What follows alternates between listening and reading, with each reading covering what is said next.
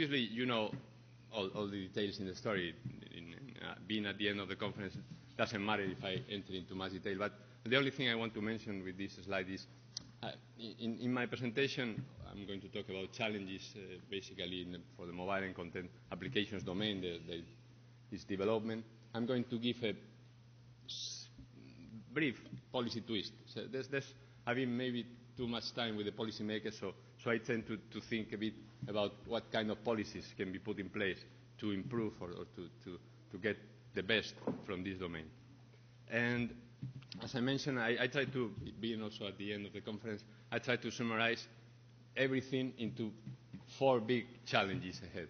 So this is obviously a simplification. I mean, it will be impossible to put everything in just 4 big challenges, but I try to do my best and also try to put some question marks and try to have some common ground for the upcoming discussion at the end of the session. So entering into details, the first challenge, it will be very simple.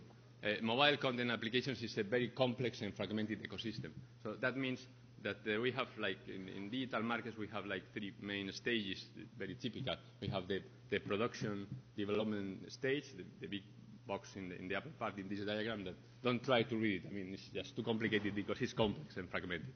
And we have the second stage, that is the distribution part, and we have the final part that will be the consumption or even interaction with the content and applications. And the news is, in the mobile domain, we have a different ecosystem than in the web domain. We have more type of players with huge or big market power. We have obviously the developers and the producers, but we have aggregators because there are a number of different platforms, and we have the mobile operator, we have the distribution channels, and we have the hardware and software suppliers of different kinds and different types of devices and systems for these devices to work. And this is completely different to the web domain, because the number and the size and the interest and the type of players are completely different. And for this reason, it's no wonder that we've come to a kind of, and this is a word from a colleague in the University of Brussels, this idea of platformization.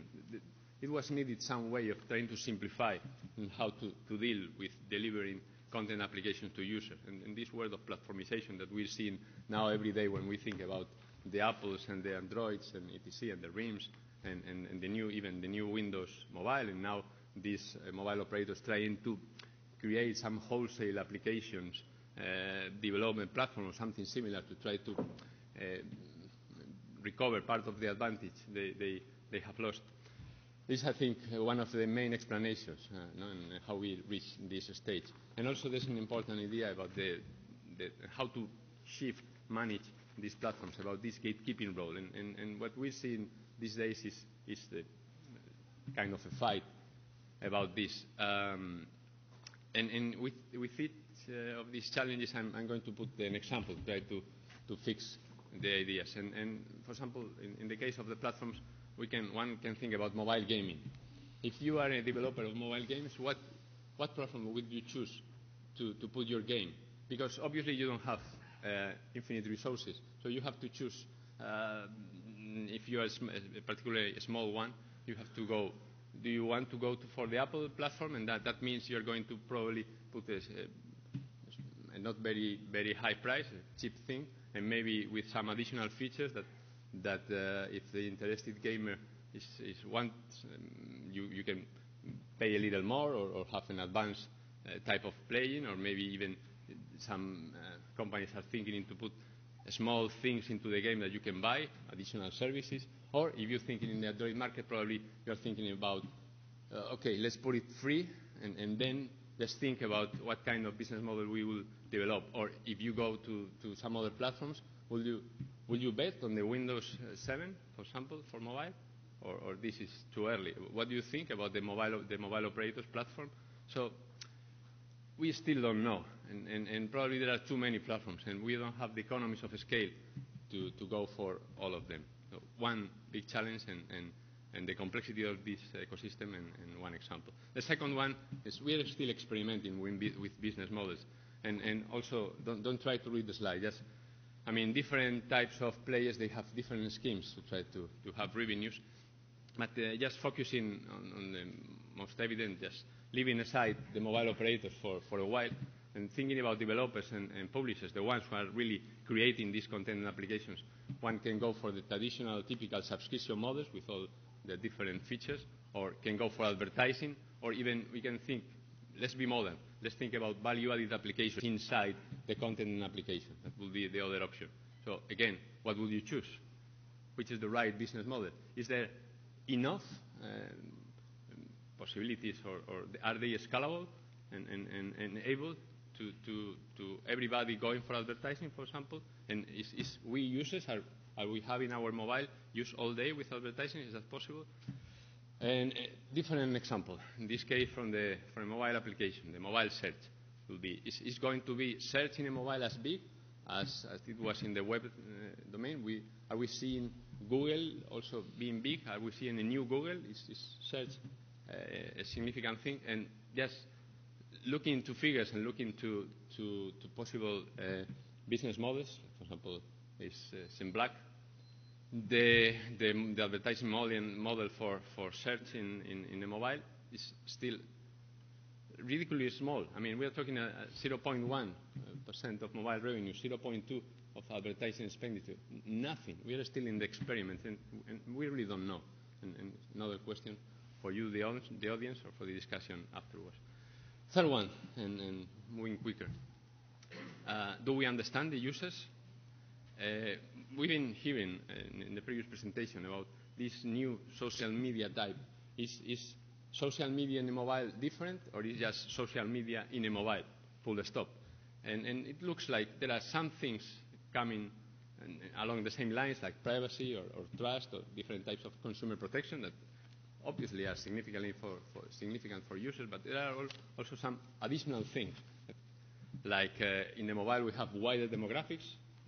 We have in many countries where the mobile is the first choice for access to any kind of communication and networking, internet. We have longer tail, so more possibilities of developing things. It's suited to casual consumption. Is while you keep connected with the social network, so you are personalized while in contact with the network. This is not the same that in the web, where there's always this sharing the final device, or the possibility of sharing a part of this device. So it could be more related with lifestyle and context than just the web counterpart. And there's a very nice example of the failures of not getting right what the users expect. And this is the case of mobile television. I think there are more failures than successes in this in the mobile television, not mobile video. I'm talking about the transfer of television to the mobile domain. And there's something like we can call like an adoption gap. So everybody is saying, okay, yeah, I would like to have this television on my mobile, but at the end no one is using it. And why? Because, well, we did some surveys and some studies, and it looks like there's something missing, that usefulness, some ease of use, that it's not just simply throwing technology or giving looks like a nice price for consumers. There's something more. And one of the big surprises in this domain, for example, is realizing that users are managing this mobile television while at home, not while commuting, not while they are walking in the streets. They're using as a third screen or additional screen while they are at home. And fourth and final challenge in this summary of main things, and we were talking about this a number of in different sessions in this conference, is we don't know about the technology roadmap. We are talking all day about 4G, LTE, and it's going to be developed this year, and when it will reach some critical mass, and what happens with devices that will have this LTE, and what type of bands, because there are different flavors of LTE. But there's life beyond LTE, and part of this life is very important for us. We're talking about Internet of Things, but we're talking this Internet of Things. It was mentioned before lunch in one of the sessions. Okay, but which is the model of deployment? Which is the business model behind? Who is going to deploy all of these wonderful wireless sensors? We need to put this Internet of Things, and from that Internet of Things, gaining access to the context, and then having better and more interesting and more useful and more appealing applications and content. And when this slide I finish, this is, let's say, the final message or final perspective, at least from my perspective.